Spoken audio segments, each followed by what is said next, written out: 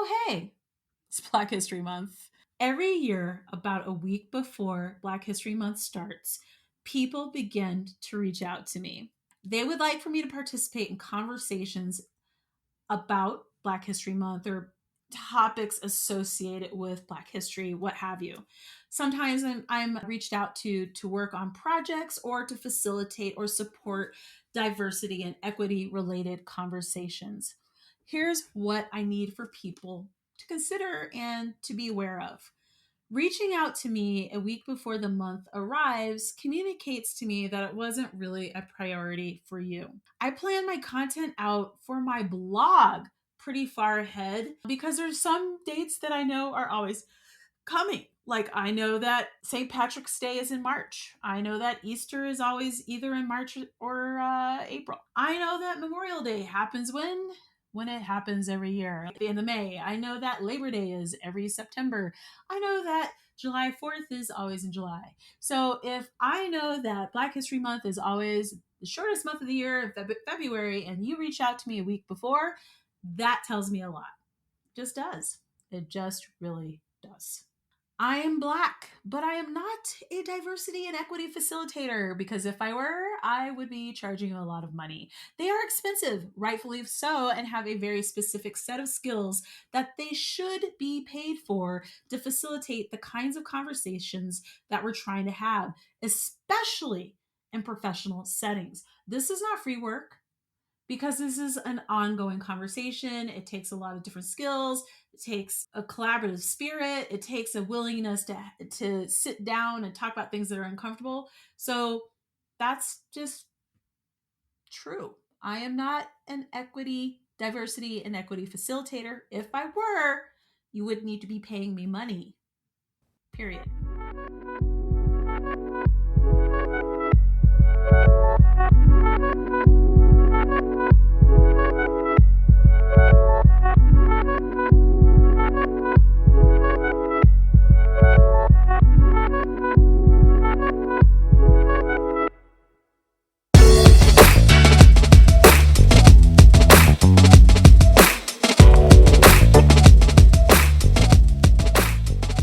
I'm going to share something about me that may surprise you.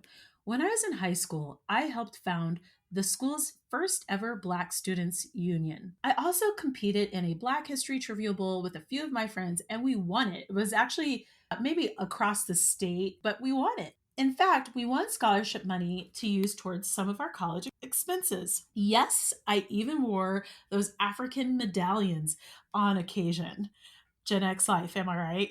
So, when I say that I've never completely loved Black History Month, this may surprise you with what I've just expressed. At that point in my life, I really didn't have the life experience or the language to articulate what I'm about to now. I was basically grappling with the idea of performative allyship versus authentic allyship.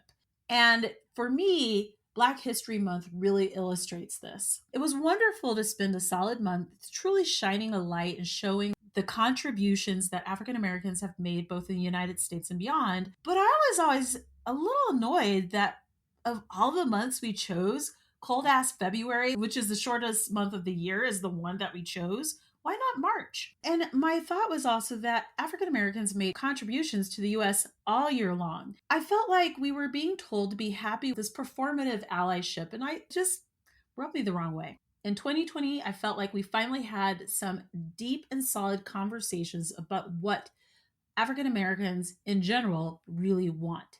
We wanted more. Why in the hell wouldn't we? In this episode, I'm going to talk about how we need to extend Black History Month to Black History Year and how to do it thoughtfully. In order to get to the show notes, you'll go to michelleismoneyhungry.com/Black History Month. In the past week, we've watched Reddit's subreddit Wall Street Bets beat hedge funds and rich people at their own game. It has been a fascinating drama to watch, and every time I read a Twitter thread, Facebook post, or watch an Instagram or TikTok story about the situation, I love how this group of people banded together and blew the door off the system. And the system I refer to is the one where it feels like other people can leverage their knowledge so that the rest of us can't win. Now, before I continue with the show, please note that in this show, I'm specifically referencing African American people, Black people. But what you should also note and understand is I'm also implying other people of color and women in many of these observations. But this is a Black History Month piece of content. So I need to have you be clear on the fact that I am specifically addressing African American needs first and foremost in this show's content. I need everyone to be clear about the following. Respectfully, I don't care about having lift every voice and sing at events that we attend. Like, I don't want to go to the Nuggets game and have people sing this who don't care about the song, the meaning behind it, or the words. And I say this respectfully to Representative James Clyburn, who for some reason has gotten excited about this idea. While it's an interesting development to have Harriet Tubman on the $20 bill, I'm completely neutral on this. I have no feelings about it. Quite honestly, faces on money change. And it's surprising that it has taken so long to change the faces on our current iteration of US currency. So I just think that money faces change on money. If you go to Canada, you see a whole bunch of different people on their money, and that changes all the time. If you go to other countries, faces on dollar bills or on their currency change. So I am completely neutral on this because it's just one of those things. Currency changes. I am paying attention to what people say that they're going to do, and I'm going to call them out on when they don't do what they say. For example, when I said that Ice Cube made a mistake when he was trying to work with the previous president, who I knew made lots of empty promises. So it made Ice Cube looked like a fool. The previous president was unable to steal the election. So even if he was interested in fulfilling whatever he said he was going to fulfill, that wasn't going to happen. And so I brought this up in a show. I'm also remembering what the current president, President Biden, has promised on the campaign trail. I took notes. What I really want, I want money. I want money. I want substantive policy. I want paid leave for both single people and families. I want a government that functions on a human and humane level. Americans will always love capitalism. All the crazy socialism talk tells me that people really have no self awareness and they're much more invested in racism. I say this because a lot of them talk about favorite countries and where they would live if they weren't able to live in the US. The number of times people are like, oh my God, I love Canada. I love it so much. I would so live there. I'm like, you mean the same Canada where everyone has universal health care? That Canada? Or when people are like, oh, I just love the United Kingdom and blah, blah, blah. I'm like, the same United Kingdom that paid people an ongoing stipend, some income during this whole pandemia. I'm being funny, pandemic. Or when people sit there and they talk about Scandinavia and how, oh my God, I love Sweden. I'm like, Sweden that takes care of everything for its citizens, but they understand that their high taxes go in a pool so that everything is taken care of for them. That's Sweden. So the thing is, I need you guys to start thinking and using your brain cells because it's clear that you're not. Americans love capitalism and variations of it. We will always hustle, we will always work hard, but we need our government to function humanely for the people of this country, for all people. I watched with interest this year as Americans discovered something accidentally that they loved: time flexibility. They had no idea, most people, what that was all about. They'd never experienced it. When you're forced to go home and work from home, if you're still working a job, and I need to say it that way because a lot of people lost their jobs and it would be inconsiderate not to bring that up. But if you are still employed right now and you have the kind of flexibility that most people are experiencing right now, that's something that people like. The genie is out of the bottle. It's going to be very difficult to get American employees to agree to working the way that they were before. I've already seen chatter online on Twitter, on Facebook, in person, where people are like, yeah, I'm not going to be commuting like that ever again. Or I'm okay with working in the office 3 days a week or 4 days a week, but I don't want to be there 5. I've seen it, and employers are going to have to make adjustments. I do not think we will be all at home moving forward. I think that a lot of organizations will push back on that. And I think it's actually good for organizational culture to have people pop in at least a couple times a week just to see everyone and who they're working with. But quite honestly, things are different. And part of it is what we expect and how we should be treated. For Black History Month, I want us to have conversations about subsidized childcare. COVID has completely decimated women's ability to pursue their professions and make money if they have kids and they cannot take care of the kids because the cost is so expensive or because of just regulations and that kind of thing with COVID. But even separate from COVID, this was a problem before. So people would sit there and say, moms would say, I love my career, but I can't do it because if I work, I'm making the same amount that we would use to pay a babysitter or a child care provider. That doesn't make sense. I don't even have kids. That doesn't make sense. I would like to have kids in the future, but quite honestly, part of the reason I'm waiting is not just because I need to meet my husband. Where are you, man? The fact of the matter is, I wouldn't have been able to afford them. I would not have been able to afford any kids, any childcare, anything. And it would have been traumatic because I've worked so hard.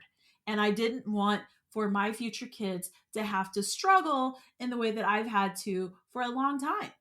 And a lot of the moms affected by a policy like that, even though it benefits all moms, moms of color, Black women, Latina women. We need this kind of policy, which is humane, so that women can win. And quite honestly, women are changing how they work because of these problems. There's a reason why Black women are like, we're going to just create our own businesses and we're going to circumvent all of this because this isn't working for us. There's a reason why entrepreneurship is shooting up 300% in that demographic compared to everyone else. I want America to have a minimum paid vacation duration instead of the implied 2 weeks of vacation. I don't know if you guys realize this, but we don't have a law on the books for a minimum paid vacation in the United States. We're the only Western country that doesn't have a law like this. My mom was actually shocked when I was like, Mom, this year, by the way, Mom, you know that there's no law that says we have to have vacation, right? And she's like, What? What? What? She researched it because she did not believe me. We don't even have a minimum duration of vacation time for people to replenish their energy, to spend time with their family, to take care of their loved ones, to go have a trip and spend cash. We do not have that. That does not make sense. When I saw an article recently about Denmark and its minimum wage and the fact that workers at McDonald's in Denmark get 6 weeks of paid vacation and they get paid $22 an hour. Are you serious? Surely we can at least let everyone have 3 weeks off because honestly, the 2 weeks are a pain because you can't get nothing done in 2 weeks. 2 weeks of vacation in a year is usually eaten up by 1 week sick leave, especially if you don't have sick leave. And then the other week it's running errands. So 2 weeks makes no sense. And I used to live in France and they have, I think it's la vacances élongées. Excuse my French. It's been a really long time since I've studied French and lived in France. But the whole idea is the long vacations. That's basically what it is. And they, as a country, everyone gets 5 to 6 weeks off. They are gone. And when I mean they are gone, tourists are told do not visit France at the end of summer because everything's basically closed because everyone's on vacation. That's all I gotta say. I want America to focus on affordable education. Again, this is all about Black History Month, but all of these policies significantly affect Black people. Why is our education so expensive? Why is it so expensive to even get your bachelor's degree and then you have to get your master's because bachelor's feels like a high school diploma now, and then you start your professional life, a lot of people significantly in debt. Doesn't even make sense. The model, however, has been disrupted during COVID, and a lot of students are no longer going to accept that they should be paying the kind of money that they are for courses that they're taking online that don't meet the standard of what they initially expected and were paying for. And I think that that's going to open up a broader conversation, and it's well past time, especially with those schools with significant endowments. Black History Month for me, with these previous comments, it's 365 days of conversations about policy, about politics, about how we treat our citizens, about what we want as a country. The things that I want require, like the things that I want to help people and to make people's lives better, require 365 days of constant conversation and focus. For me, Black history is a continuous history, just like everyone else's. It's how we treat Black people on a daily basis, just on the financial front alone. Don't get me started on our civil rights and that kind of, those are different episodes. I'm just talking about the money in this episode. And quite honestly, the same could be said for every other culture that we celebrate in all the other months that we celebrate.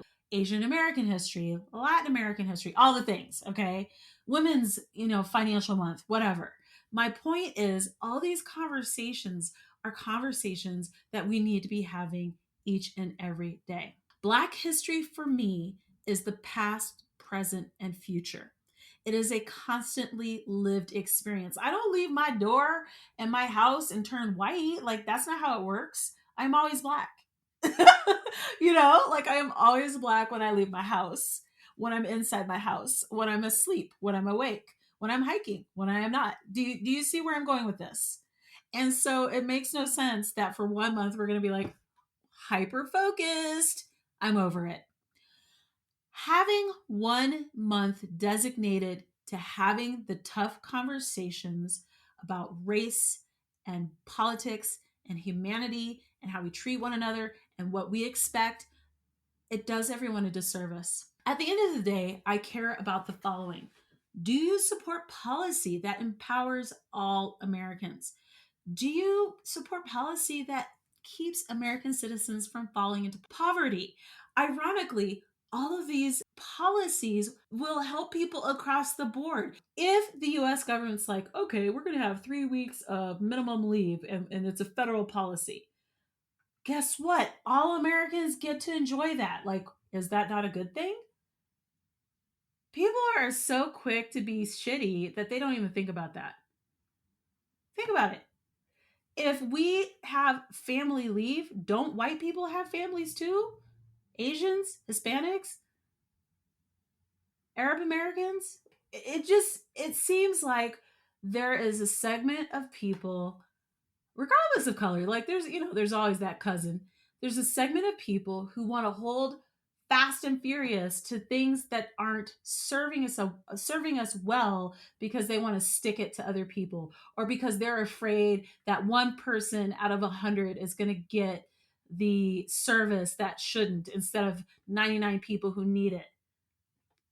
And I have to wonder about you. I really do. And I actually, that last comment, I saw a tweet similar to that. That was not my original thought. So I saw a tweet where it said, Republicans, and this is the specific tweet, it was something like, Republicans worry about the one person who shouldn't get something, and Democrats worry about the 99 people who should. Just some food for thought. Are you having ongoing and transparent conversations about hiring, negotiation tactics, and who's an ally?